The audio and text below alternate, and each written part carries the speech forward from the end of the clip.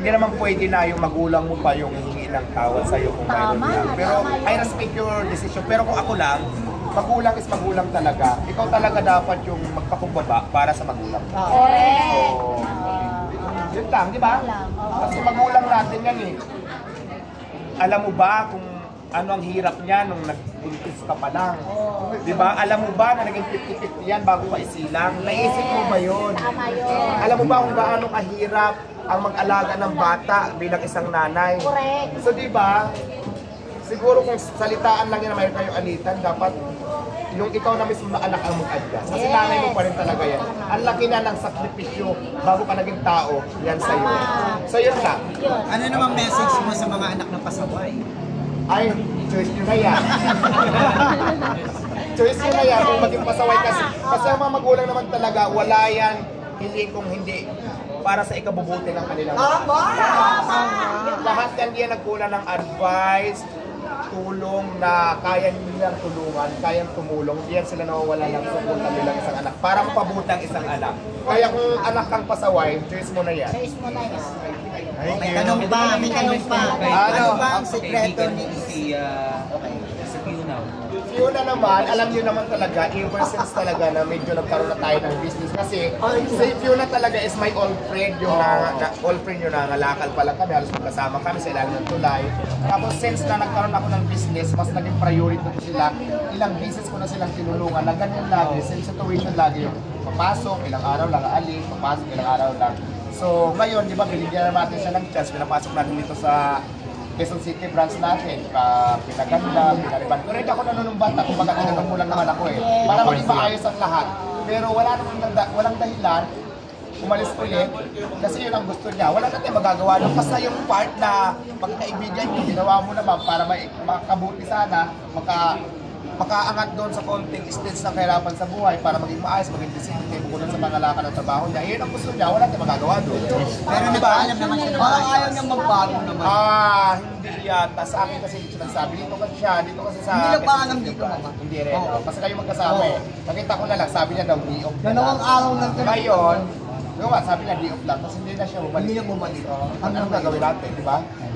Basta yung part ng pagtulong ginawa na natin, isa na naman yung mga tao kasi, yung part na kabaitan natin, gusto natin silang tulungan, pero kung yung tao na gusto natin tulungan, ayaw tulungan sarili nila, wala na ginagawa. Mama Fiona, ito lang mapapayo ko. Gamitin mo po. Para naman salamat sa po. akin, yun nga.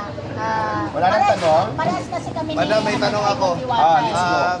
Bilang dito po ako sa Quezon City, ang tanong ko po, magkakaroon po ba ng cheesy boneless bangus dito sa Quezon City? Yes. Yes.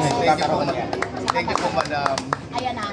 Para sa akin naman ito, sana makarating to yung message namin ni Idol Diwata doon kay Yulo at saka doon sa partner niya. Alam nyo kasi guys, bilang isang ina kasi naging ina na rin ako, syempre nandyan pa yung nanay ko, nandyan pa rin yung biyanan ko. Para sa akin guys, mahalin nyo talaga yung magulang nyo kasi hindi nyo naman narating yung kasikatan nyo ngayon kung wala yung nanay nyo. Tama.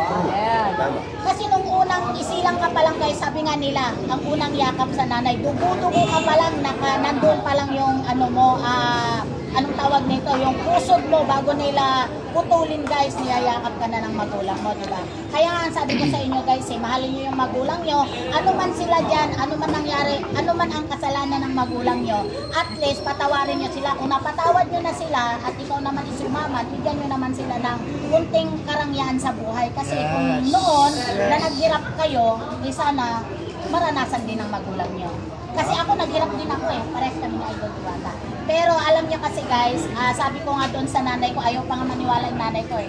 Pag ako magtagumpay, kasama ko kayo sa tagumpay. Nangarap pa ako Idol. Sabi ko, tuwing nakikita ko yung aeroplano, lumilipad-lipad.